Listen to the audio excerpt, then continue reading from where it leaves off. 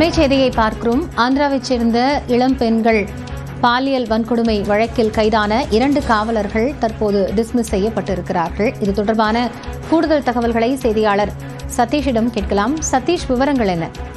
கட்டாயமாக கடந்த 30ஆம் தேதி அதிகாலை 2:30 மணி அளவில் ஆந்திரா மாநிலத்தைச் சேர்ந்த வளர்ப்பு தாயுடன் ஒரு 25 வயது மதிக்கத்தக்க பெண்ணானது லாரியில் திருவண்ணாமலை அண்ணாமலையார் கோவிலுக்கு வந்துள்ளார்.